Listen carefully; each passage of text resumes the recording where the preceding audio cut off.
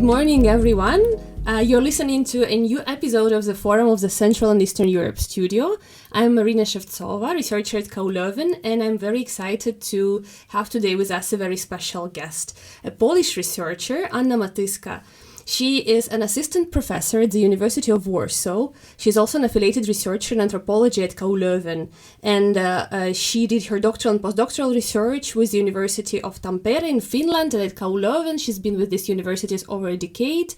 Anna Matyska also has extensive experience with different scholarships. She's a Marie Curie alumna, and her research interests include transnational migration, labor mobility, kinship, state, EU governance, and diaspora politics. Now, Anna is a senior researcher with an super interesting project that is called Engage.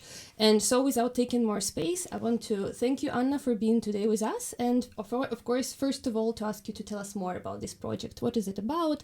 How did it start? Well, tell us more. Okay. Hello. Thank you, Maryna, for hosting me. The project Engage was created in the aftermath of the Russian full-scale invasion on Ukraine in 2022. And it is based at the University of Warsaw. It consists of a team of researchers, the PI, Dominika Blachnicka-Ciacek, me, and PhD student Gabriela Bestrzyńska. We also have another postdoc on the project, Agnieszka Trąbka. And the aim of the project is to understand how the war in Ukraine has affected the Ukrainian diaspora's relationship with the ancestral homeland and with the countries of residence. And our primary goal is to map out different responses to the war, paying particular attention to various acts of political solidarity understood in broadest possible way. And taking into the account the diversity of Ukrainian diasporic trajectory, the project is carried out in 3 different locations. So first of all, Poland, which is a country of relatively new Ukrainian immigration, sort of an example of diaspora in the making. Second research location is the United States. So it's home to one of the most established, oldest Ukrainian diasporas. United States is also important for us due to American involvement in the war in Ukraine, financially, practically, politically. And the third location is Israel, which is home to hundreds of thousands of Ukrainian Jews who arrived to Israel after the fall of the Soviet Empire. And in all these 3 locations, we are going to do interviews, participant observation. We are also planning to do several audiovisual etudes in collaboration with our research participants. And we also have the generational perspective. So we are studying both first and second generation members of Ukrainian diaspora. Yes, so those who came to a given country of residence as adults, and those who were born in a country, or those who came as children to Poland, the US, and Israel. Oh, thank you. This sounds very interesting and exciting. I know that you just started, so findings are still on the way, but I'm very curious about your first insights. Poland, I'm Ukrainian myself, and for me it is very important how Poland hosted so many Ukrainians during the large-scale invasion and this generous support and solidarity of Polish people. I'm curious, how do you see it from different sides? What is special about Ukrainian diaspora in Poland, and what is the influence that maybe newcomers during these 2 years are making on Polish society? Okay. So Poland, as I mentioned, is a country of relatively new Ukrainian immigration. Generally, Poland is new to immigration, being historically an emigration country. But in the last decade, already before the war, we have witnessed a big influx of Ukrainian migrants. And currently there is over 1.2 million Ukrainian citizens registered in Poland. And this includes also over 280,000 students enrolled in Polish schools. So these are substantial numbers, not only for Poland. And while our project does not focus on the newcomers, but rather the members who are more anchored in Polish society already, those who came before the war, it is really also from the empirical perspective and lived experience of people, it is sometimes very difficult to make these distinctions and divisions, because naturally those who are established members of Ukrainian diaspora in Poland, they socialize and help the newcomers, yes, the refugees. So these are very much interlinked and intermixed social spaces, yes, of the newcomers and more established members. And definitely you can see a lot of changes in the Polish society and Polish landscape, social, cultural, material landscape, due to the influx of Ukrainians. You can see it even at the very basic level, for instance, in terms of infrastructure, when you go to a doctor, when you board a bus, when you go to a bank, you have instructions in Ukrainian, for instance. Nowa Poczta is in many places, so this is a sort of Ukrainian landmark, yes, in the Polish context. Definitely Ukrainians are very much also present in the Polish labor market, especially in the service sector. Yes, so they have been very important in terms of filling in the gaps, shortages that are also created due to Polish out-migration. And finally, there is due to the huge presence of Ukrainian students in schools, yes, that has been also very challenging for the Polish educational system, how to help those students sort of continue with the educational trajectory that they have started in Ukraine, right, to help them move on rather than regress. So there is a lot of, so also Polish schools and educational system diversifies because of that. Thank you, Anna, for this interesting, insightful answer. And I immediately have a next question. I work with refugees myself, and I know that qualitative research interviews with vulnerable groups can be very challenging, both for the people you work with, not to re-traumatize them, and of course for researcher. And I think people speak less about that, how it also affects us. So I wonder, for other researchers, in younger career scholars, what would be your advice, your recommendations on how to better do this work and take care of your own also well-being? So yes, emotional aspect is also one of the focus of the project, is how emotionally people react to war and how war affected the emotional well-being, yes, of diaspora members, even though we are not refugees, yes, but we are still affected by the war in affective terms. So this, of course, is very much materialized in the interviews that we conduct. So in the interviews that I conducted, people had very sort of emotional reactions, would have to pause sometimes. People would cry. But I think that the general feeling of me and my colleagues is that even though people have very strong emotional reactions to the topic, they want to talk about it.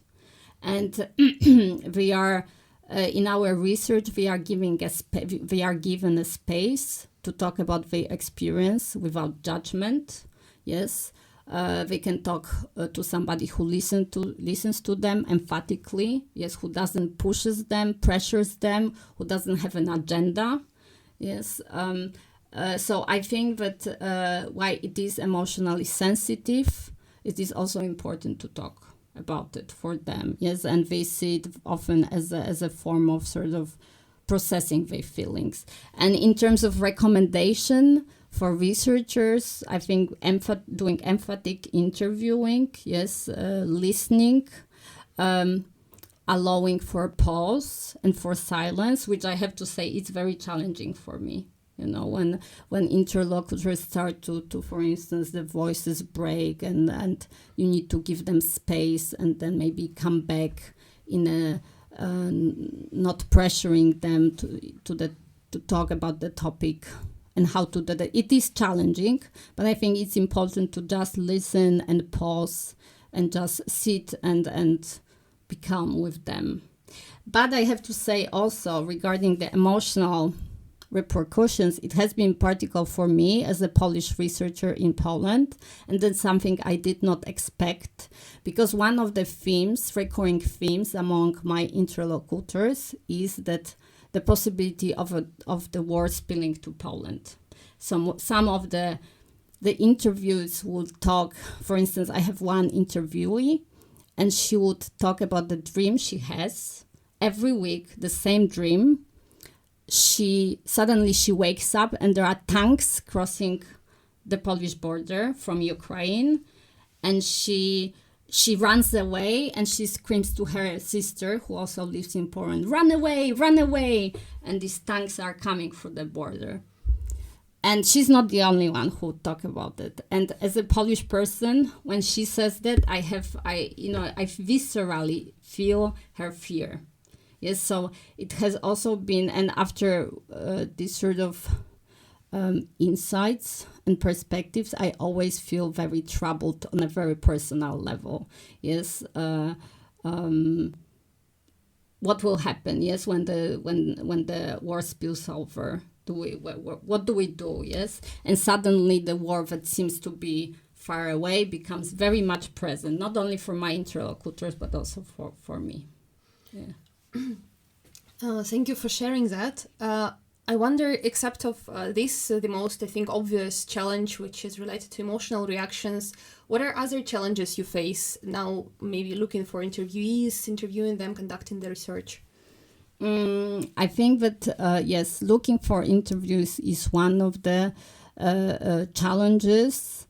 However, this is also surprising that people want to talk about it. Yes, we were concerned that maybe this is a topic that not everybody would like to talk about, but actually, yes, this is something that people want to talk about. Also, as a way of reminding Polish society and the world that the war in Ukraine still continues. Yes, so that's also sort of part of a maybe personal agenda, is why they want to participate in the research, because the topic is important, even though it's painful. But this is not challenging. Challenging is perhaps on the level of language. All my interlocutors speak excellent, fluent Polish, and interviews are done majorly in Polish. However, I'm anthropologist, so I also strive to include some Ukrainian vocabulary and Ukrainian context into our interviews, and I do read Ukrainian and I learn. So I try to be sensitive towards that, but it is interesting how some of my interlocutors, for instance, do not really, they strive for perfect Polish and they don't even sometimes want to speak Ukrainian, like with me, yes, because they have this they sort of internalize this national order of things where you are in Poland, you speak Polish, right? And the better you speak, the better. So this has been one of the challenges, I would say, to reveal this Ukrainian cultural context, yes, the symbolic context, so especially in our interviews. But I also do, to sort of counter that, these limitations of the discourse, I also do some participant observation, and I started to weave nets. I'm attending this nets making for the Ukrainian military. So there I go, and I'm the only Polish person always, and it's in one of the Polish cities. I go there regularly. It's a very nice community of sort of supporting Ukraine, but also mutual supporting each other. So this is also one of the ways I overcome the challenge of being a Polish researcher, who sort of imposes the language and maybe the narrative, and there I can just be with them, yes, and observe and listen what they do and how they react in their own sort of language, yes, and space. Cultural space. I cannot not praise you enough for learning Ukrainian language. I think it is extremely important doing anthropological research and ethnography. And I wanted to ask you more about this method that you use, the biographical interviews. Could you talk more about this, and how do they help understanding the depth of Ukrainian diaspora and grasp the dynamic? So we are trying to, I mean, the idea of biographical interviews is to follow your interlocutor, yes, in whatever they want to say and what they have to say. And the idea was also behind biographical interviews that we didn't want to pressure our interlocutors into talking about the war. That we didn't want to make it a focal point if it's not a focal point for them. However, it turns out that it is very important part of their life. So biographical interviews, even though we have questions about childhood, yes, and going back to Ukraine and growing up, interlocutors very often focus on the here and now of the war. And it is very important sort of turning point, you could say, in their biography. And that's what biographical interviews and following them in that reveal. Do you already see some possible implications of your research findings? And of course, I know that findings are on the way for policy making, for NGOs working with refugees and diaspora, maybe even for broader policy in the EU, not only in Poland. Mm-hmm. So we definitely see that diaspora can be and is a huge resource, yes, for the homeland, for the military effort, for the sort of moral effort, yes, of the war, and definitely this is something I know that is not already recognized in Ukraine, right, with the proposition for dual citizenship. In the United States, for instance, Ukrainian diaspora plays a tremendous role in trying to pass the bill, yes, through Congress, continuously trying to lobby for the Ukrainian cause. So I think that this aspect of diaspora being a huge resource should be also recognized in the national policies, yes. And I think through recognizing that any policies at the national level should be transnational policies in this sense. What is also interesting, but already, even though this is an ongoing research, what we noticed, and I noticed very strongly, is a certain distrust towards the state and institutional channels of help. So in terms of suggestions for NGOs, it seems that people tend to trust more NGOs, especially those NGOs that they know. And for instance, the network, the groups that I work with, they have very much grassroots networks to people they help. So for instance, if they collect money for drones, or if we make the nets, we know where this money and the drones and the equipment is going. Yes, because it is based on grassroots networks that somebody has to a given military unit. And thanks to social media, we can immediately see that what we have done was received, yes, and there was a use, if it was actually useful. Yes, but you can see that there is a distrust to more sort of institutionalized state support, yes, and more trust in these civic grassroots organizations, yes, where you can see the imminent effect that your efforts have. So that's something also to think about when you create policies, yes, how the diasporas can also sort of have distrust towards the official state politics. And I cannot avoid the last question with this regard as a follow-up. So would you say that in Poland it is easy to establish the dialogue with policymakers and with the government? Do they tend to listen to academics? And if not, so what are the challenges to reaching out to them? I think that now, after we have a new government, it's definitely, there is definitely sense that it will be much easier. And I see already among Ukrainian organizations and community in Poland that they have a sense that we are listened. Yes, that that the politicians notice their requests, that they see, that they still remember about the war. So maybe this is even it was even surprising for me how positive our interlocutors are about the Polish government. and the response. We had a recent crisis on the border, so that was an issue. But some of the interlocutors would also consider that maybe it's a sort of there is a element of Russian provocation involved. But it's not only the Polish and the Ukrainian government, yes, but it's the situation is more complex. But generally, it seems that there is, yes, that the Polish government, currently Polish institutions are more receptive, and there is a project of creating a new migration law. Yes. On this positive note, I want to thank you very much again for being with us and for sharing the details of your research. Wish you good luck with all the interviews and data collection. And thank you very much to our audience, our listeners, for being with us. Dziękuję.